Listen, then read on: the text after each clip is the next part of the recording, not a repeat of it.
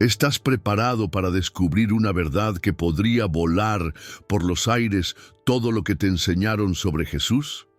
Si no puedes aceptar que lo que sabes es solo una parte manipulada de la historia, este canal no es para ti. Pero si estás dispuesto a cuestionar siglos de mentiras, suscríbete ahora a Archivos Celestiales y abre los ojos. Durante siglos, el mensaje de Jesús fue distorsionado, domesticado y convertido en herramienta de control. Pero antiguos textos perdidos, evangelios prohibidos y fragmentos enterrados revelan que su verdadera enseñanza fue mucho más poderosa y peligrosa. ¿Y si Jesús no vino a fundar una religión, sino a despertar conciencias? ¿Y si su mensaje fue silenciado no por ser falso, sino porque liberaba al ser humano del miedo y la obediencia ciega? Aquí desenterramos lo que quisieron ocultarte, así que no mires desde las sombras, suscríbete, porque lo que estás a punto de descubrir podría cambiar tu forma de ver la fe y tu lugar en el universo. Si su verdadera enseñanza hablaba del poder interior, de una conexión directa entre el ser humano y lo divino, ¿por qué fue transformada en un sistema de dogmas y rituales obligatorios? El miedo ha sido durante siglos una herramienta efectiva para dominar. Si las personas comprendieran su verdadero potencial espiritual, las estructuras basadas en la obediencia ciega se desmoronarían. Sin embargo, esa verdad nunca fue completamente erradicada. Está escondida en manuscritos antiguos, en símbolos esotéricos y en palabras que, al ser interpretadas desde otra perspectiva, revelan una sabiduría sorprendente. ¿Estamos preparados para mirar más allá de lo que nos enseñaron? Podemos cuestionar la historia oficial y atrevernos a explorar lo que fue suprimido. Lo que estás por descubrir no es solo una interpretación alternativa, es una revelación que puede cambiar tu forma de entender la espiritualidad, el poder personal y el propósito humano. Pero para hacerlo, primero debemos regresar al mundo en el que Jesús caminó. Palestina, siglo I. Un territorio marcado por la opresión romana, la fragmentación religiosa y la esperanza mesiánica. Roma gobernaba con brutalidad, imponía impuestos abusivos y castigaba sin piedad cualquier intento de rebelión. El pueblo judío, profundamente espiritual, esperaba con ansias a un libertador que restaurara la gloria de Israel. Pero las visiones del Mesías eran contradictorias. Algunos lo imaginaban como un guerrero, otros como un líder espiritual.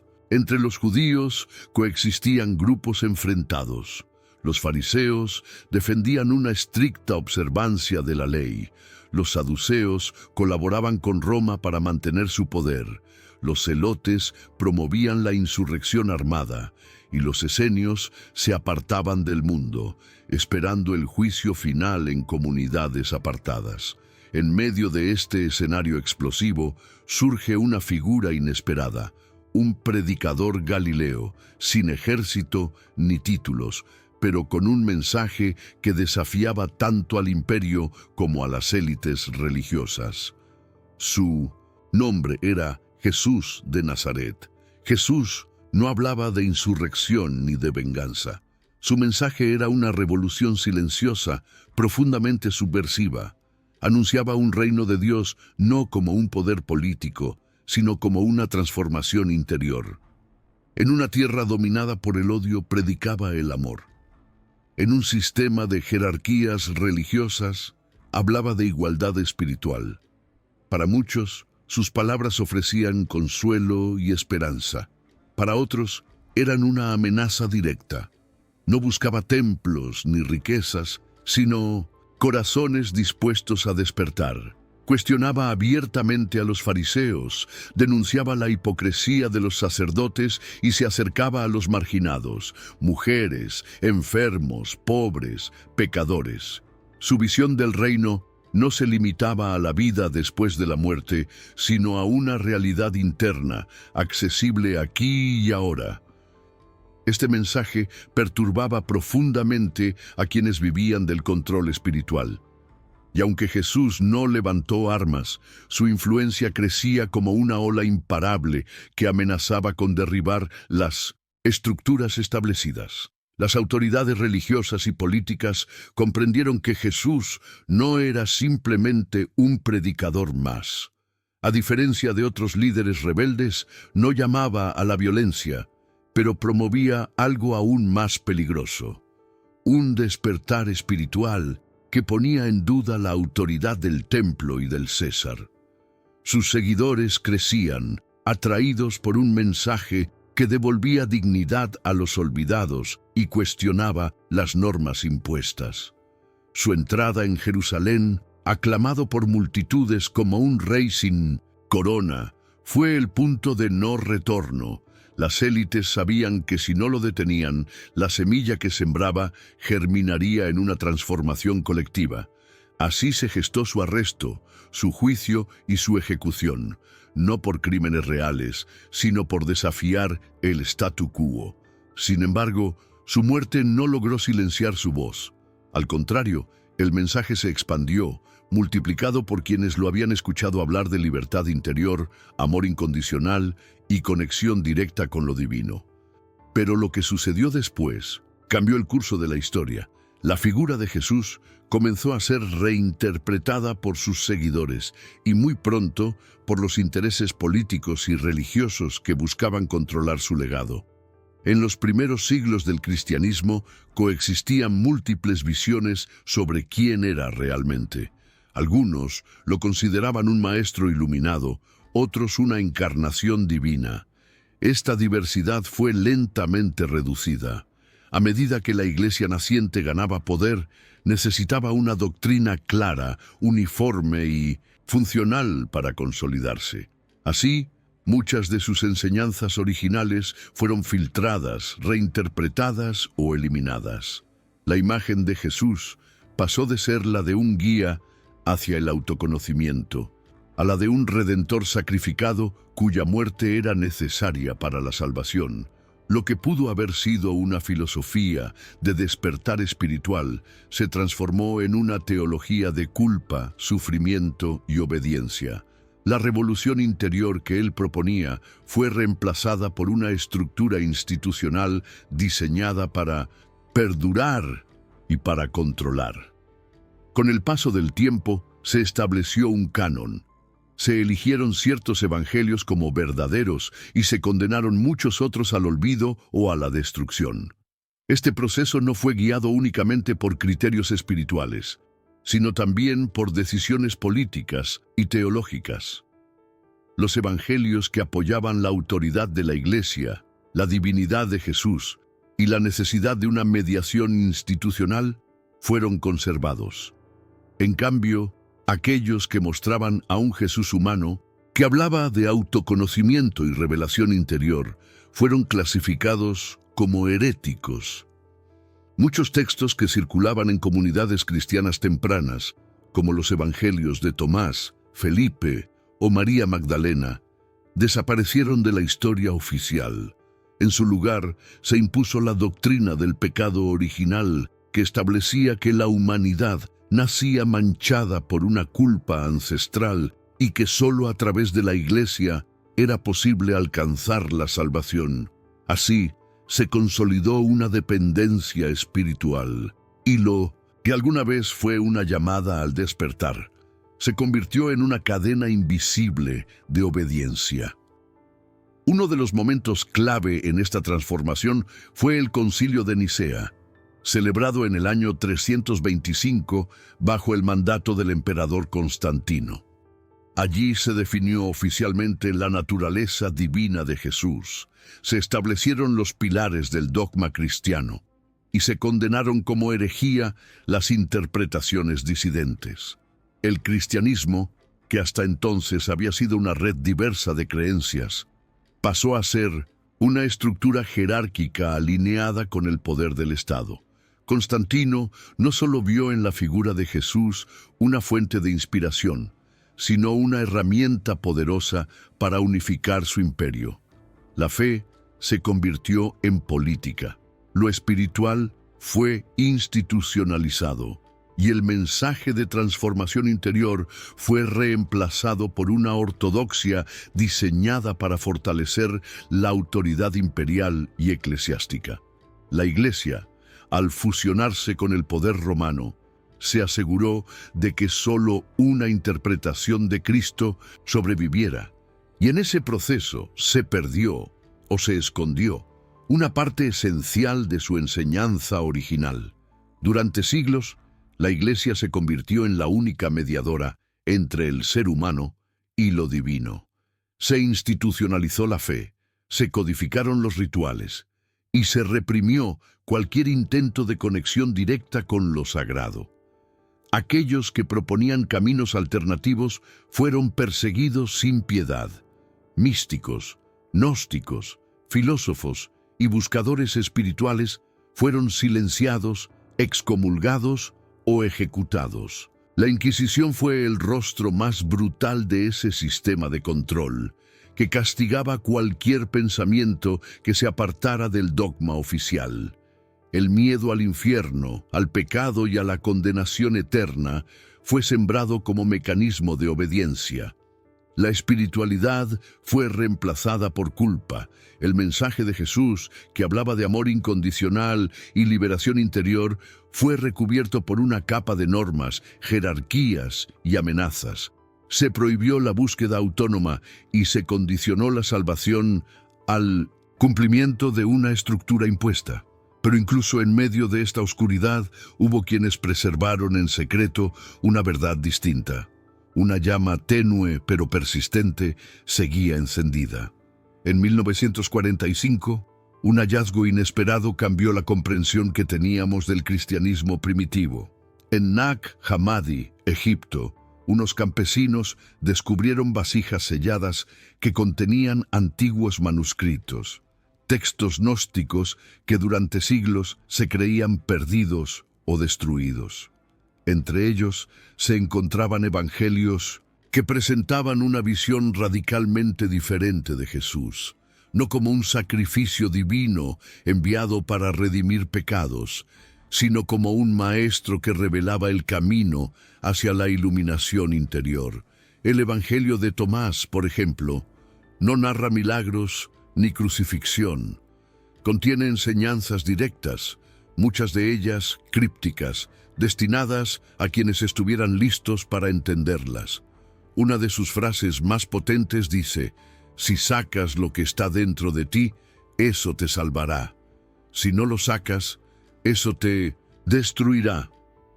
El mensaje es claro: el reino de Dios no está en los cielos ni en manos de una institución. Está dentro, accesible a través del conocimiento, la introspección y el despertar de la conciencia. Esta visión, naturalmente, era incompatible con el cristianismo dogmático. Otro texto revelador fue el Evangelio de María Magdalena. Allí, María no aparece como una simple seguidora, sino como alguien que comprendió las enseñanzas ocultas de Jesús mejor que los propios apóstoles. En ese Evangelio, Jesús le transmite que el mundo material es una ilusión y que la verdadera realidad se alcanza a través del conocimiento profundo del alma. Estas ideas contradecían abiertamente la visión oficial, que exigía fe ciega, obediencia y sometimiento. Si cada individuo podía encontrar a Dios en su interior, ¿qué lugar quedaba para una iglesia que monopolizaba la salvación? Por eso, estos evangelios fueron etiquetados como peligrosos y condenados al olvido. Se intentó borrar toda huella de ellos, pero su reaparición en el siglo XX ha despertado un renovado interés por lo que realmente enseñó Jesús. Los textos gnósticos muestran un cristianismo profundamente místico, centrado en la experiencia directa con lo divino, sin intermediarios ni estructuras jerárquicas. Y eso, para quienes se beneficiaron del control espiritual, era simplemente intolerable. El gnosticismo sostenía que la humanidad no necesitaba ser salvada de un pecado original, sino recordar su verdadera naturaleza divina. Según esta visión, el mundo fue creado por una entidad inferior, un demiurgo, que mantenía a las almas atrapadas en la ilusión material. Jesús, en esta cosmología, no vino a morir por los pecados, sino a despertar a los seres humanos de su amnesia espiritual. Su mensaje era claro: el reino está dentro, la verdad está dentro, y el camino también está dentro. Estas ideas eran profundamente empoderadoras y por eso peligrosas para una iglesia que necesitaba controlar a sus fieles a través de la culpa y la sumisión. Si cada ser humano podía acceder al conocimiento sagrado sin mediadores, el poder eclesiástico se volvía innecesario. Así, el cristianismo institucional se encargó de erradicar cualquier corriente que promoviera una conexión directa con lo divino. Pero esta visión gnóstica no desapareció del todo. Sobrevivió en la sombra, en pequeñas comunidades, en textos ocultos, en símbolos crípticos, esperando el momento adecuado para ser redescubierta. A lo largo de los siglos, otros grupos intentaron preservar este conocimiento oculto. Los cátaros, en la Edad Media, predicaban una espiritualidad libre de jerarquías, donde el mundo material era visto como una prisión y la salvación solo podía alcanzarse mediante la pureza interior. Rechazaban la autoridad de la Iglesia y su interpretación del cristianismo. Por ello, fueron perseguidos sin piedad. En la famosa masacre de Montsegur, cientos de cátaros fueron quemados vivos por negarse a renunciar a sus creencias. ¿Que sabían que mereció semejante castigo? ¿Que intentaban proteger de las manos del poder? Lo mismo ocurrió con los templarios, una orden militar cristiana que acumuló riqueza e influencia rápidamente. Su caída fue repentina y brutal. Fueron acusados de herejía y exterminados por la monarquía y el Vaticano. Se especula que en sus viajes a Tierra Santa encontraron textos o reliquias que contradecían la versión oficial sobre Jesús.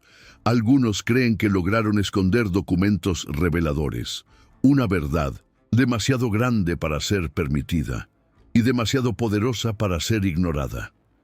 Siglos después, surgirían otros grupos enigmáticos que parecían heredar parte de ese legado oculto. Los Rosacruces, por ejemplo, promovían una mezcla de cristianismo esotérico, alquimia y sabiduría ancestral. Sostenían que la divinidad podía ser alcanzada mediante la transformación interior, sin necesidad de sacerdotes ni estructuras religiosas. Aunque perseguidos, su influencia perduró y fue absorbida por otras sociedades secretas como la masonería. Esta, a su vez, basa sus enseñanzas en símbolos, grados de iniciación y la búsqueda de la luz, un concepto que resuena con la noción gnóstica del conocimiento salvador. Es posible que estos grupos hayan preservado fragmentos del mensaje original de Jesús. Si todos ellos, desde gnósticos hasta masones, coinciden en afirmar que lo divino habita dentro del ser humano, ¿por qué el mundo sigue preso de una narrativa que nos presenta como caídos, indignos y necesitados de redención externa? Tal vez porque despertar ese poder interno significa liberarse, y una humanidad libre es incompatible con cualquier forma de dominio. Hoy, en plena era de la información, las estructuras religiosas tradicionales enfrentan una crisis sin precedentes. Millones de personas están abandonando templos y dogmas, buscando una espiritualidad más auténtica, personal y consciente. No se trata de rechazar lo sagrado, sino de reencontrarlo sin intermediarios. La meditación, la introspección y las filosofías antiguas vuelven a cobrar fuerza. Prácticas que antes eran consideradas herejía o superstición, hoy son estudiadas por la ciencia.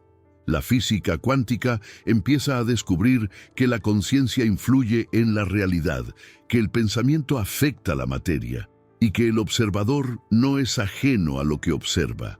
la neurociencia y la psicología transpersonal exploran el potencial oculto de la mente humana. Y lo que antes fue intuido por los místicos, ahora empieza a ser confirmado en laboratorios. La frontera entre lo espiritual y lo científico se difumina. Y en medio de este cambio, el mensaje de Jesús resurge con un nuevo brillo. No como religión, sino como revelación. No como dogma, sino como despertar. La frase, "El reino de Dios está dentro de vosotros", adquiere hoy un nuevo significado. Ya no es solo una metáfora espiritual, sino una clave profunda que conecta con el poder creativo de la conciencia humana. Jesús no hablaba en códigos por elitismo, sino porque su mensaje solo podía ser comprendido por quienes estuvieran listos para mirar más allá de lo literal. Cuando decía, "Yo soy el camino, la verdad y la vida", no exigía adoración, sino que mostraba un modelo de lo que todos podemos ser si despertamos. Sus milagros, sanar, caminar sobre el agua, multiplicar alimentos, pueden interpretarse como manifestaciones simbólicas del poder de una mente alineada con lo divino.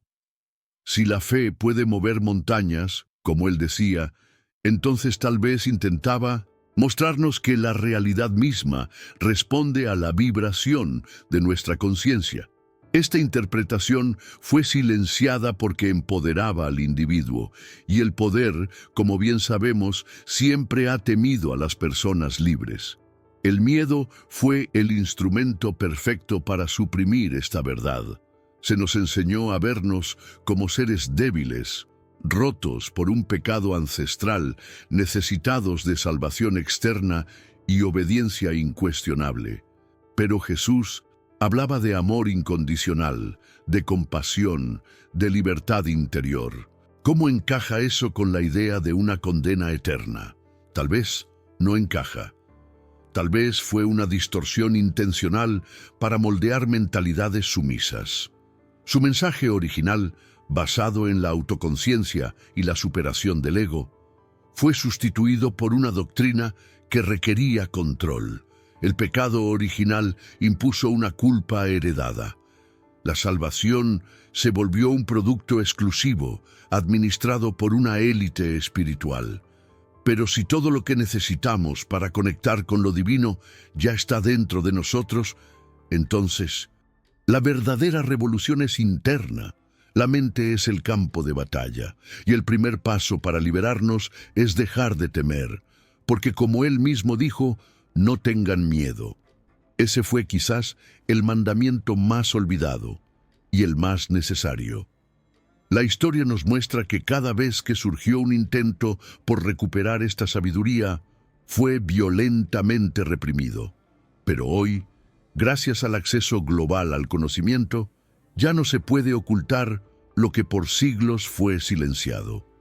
Los textos gnósticos han sido traducidos, la ciencia ha comenzado a validar antiguos saberes y la conciencia colectiva está despertando.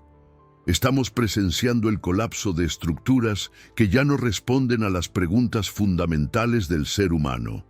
El dogma cede ante la experiencia. La fe ciega ante el conocimiento interior. Esta no es una amenaza a la espiritualidad, sino su renacimiento. La humanidad ya no se conforma con explicaciones impuestas. Busca sentido, conexión, verdad. Y en ese contexto, el mensaje de Jesús resurge más vivo que nunca. No como una figura lejana a la que adorar, sino como un maestro que vino a mostrarnos lo que somos capaces de ser. Su verdadera enseñanza nunca fue sobre obediencia, sino sobre despertar. Jesús no vino a fundar una religión, vino a encender una llama en el interior de cada ser humano. Su mensaje no giraba en torno a reglas, castigos o estructuras externas, sino a una transformación interna capaz de reconectarnos con lo divino sin intermediarios. Cuando decía, el reino de Dios está dentro de vosotros, nos estaba entregando la clave para liberarnos de las ilusiones del mundo.